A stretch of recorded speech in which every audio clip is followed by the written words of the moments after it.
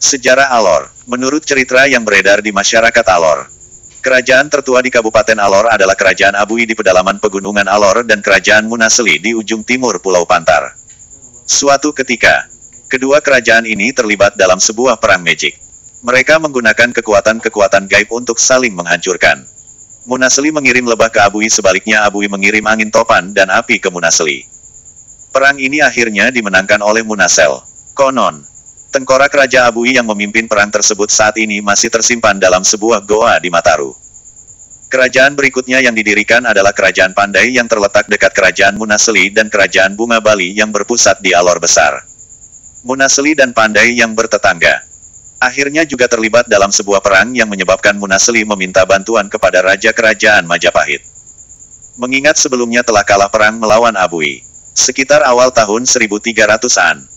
Satu detasmen tentara bantuan Kerajaan Majapahit tiba di Munaseli, tetapi yang mereka temukan hanyalah puing-puing Kerajaan Munaseli, sedangkan penduduknya telah melarikan diri ke berbagai tempat di Alor dan sekitarnya.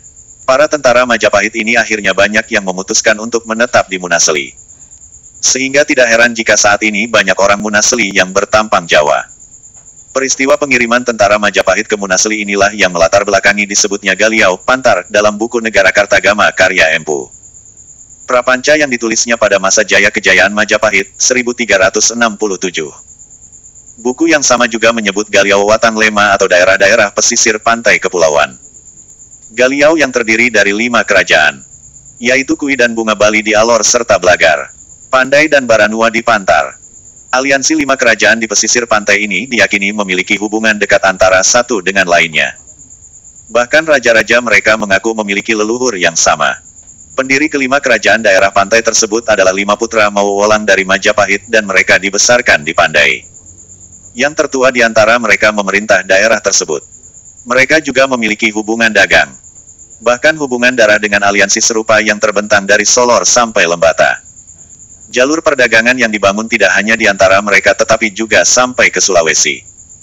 Bahkan ada yang menyebutkan bahwa kepulauan kecil di Australia bagian utara adalah milik jalur perdagangan ini. Mungkin karena itulah, beberapa waktu lalu sejumlah pemuda dari Alor Pantar melakukan pelayaran ke Pulau Pasir di Australia bagian utara. Laporan pertama orang-orang asing tentang Alor bertanggal 8-25 Januari tahun 1522. Pigafetta, seorang penulis bersama awak armada Victoria sempat berlabuh di Pantai Pureman, Kecamatan Alor Barat Daya. Ketika itu mereka dalam perjalanan pulang ke Eropa setelah berlayar keliling dunia dan setelah Magellan. Pemimpin armada Victoria mati terbunuh di Filipina. Pigafetta juga menyebut Galiau dalam buku hariannya. Observasinya yang keliru adalah penduduk Pulau Alor memiliki telinga lebar yang dapat dilipat untuk dijadikan bantal sewaktu tidur. Pigafetta jelas telah salah melihat payung tradisional orang Alor yang terbuat dari anyaman daun pandan. Payung ini dipakai untuk melindungi tubuh sewaktu hujan. Dengan perjanjian Lisabon pada tahun 1851. Kepulauan Alor diserahkan kepada Belanda dan Pulau Atauru diserahkan kepada Portugis. Orang-orang Portugis sendiri sebenarnya tidak pernah benar-benar menduduki Alor.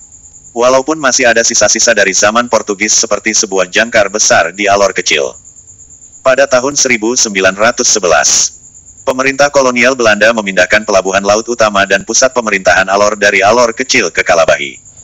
Kalabahi dipilih karena datarannya lebih luas dan lautnya lebih teduh. Kota Kalabahi artinya pohon kusambi, yang mana dulunya memang menghutani dataran ini. Dengan pemindahan pusat kekuasaan ke Kalabahi, pemerintah kolonial Belanda menempatkan Mer. Bouwman sebagai controller pertama di Alor.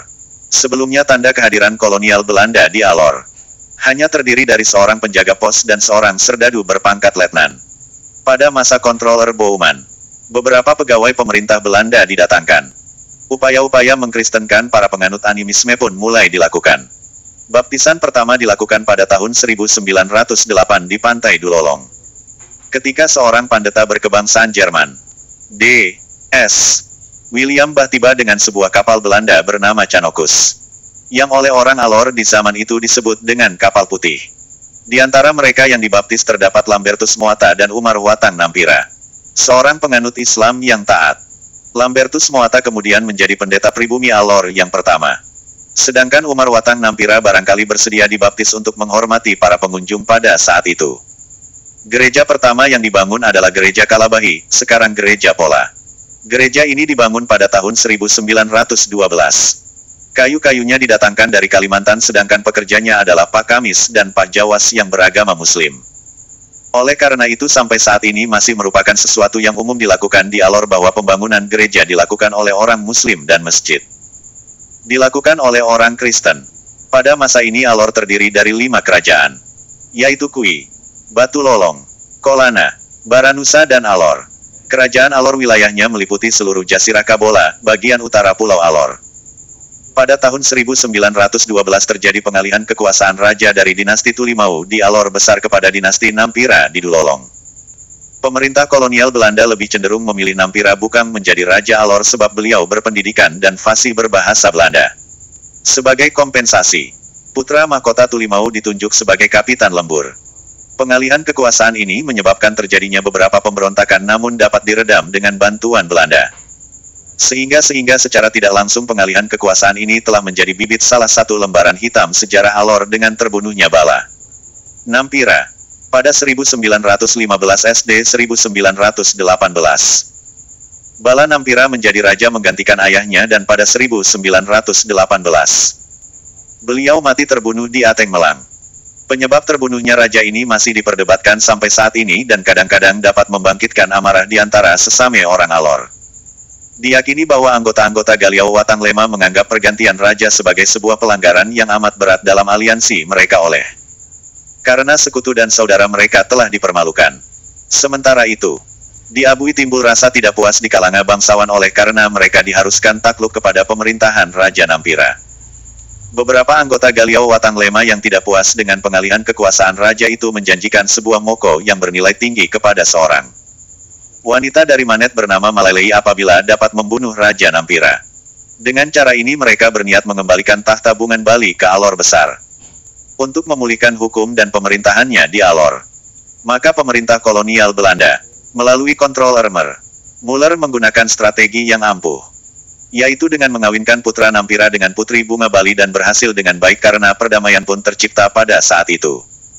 Pada tahun 1930-an, pemerintah kolonial Belanda mulai melakukan pembangunan wilayah. Para istri pegawai pemerintah dikirim ke Alor. Kerja sama dengan 5 kerajaan relatif baik. Sepanjang jalan utama di tengah kota, rumah-rumah pegawai pemerintah kolonial dibangun. Beberapa di antaranya masih dipakai hingga kini. Jalan-jalan dibangun ke segala arah. Bahkan saluran air pun dibangun. Namun hanya untuk kebutuhan rumah sakit dan pegawai kolonial Belanda. Setelah sempat dijajah Jepang dalam Perang Dunia II, kemerdekaan Indonesia pun diproklamirkan. Walau demikian di Alor masih terdapat orang asing. Pada tahun 1950-an dan 1960-an, sejumlah orang anti wajib militer dan misioneris datang ke Alor dan bekerja sebagai pendeta, perawat bahkan dokter. Di antara mereka terdapat suami istri Dr. De Jong yang bekerja di Rumah Sakit Umum Kalabahi. Dalam bukunya, Brieven aan Alor, Surat-Surat ke Alor, Dr. De Jong menceritakan tentang pengalamannya bekerja di Alor. Menurut cerita orang Alor, ada salah satu dokter dari Jerman. Dr. Kleven memberi nama Loni kepada putrinya sesuai kata, Bala Lonikai, dalam sebuah lagu lego-lego yang terkenal yaitu Lendolo.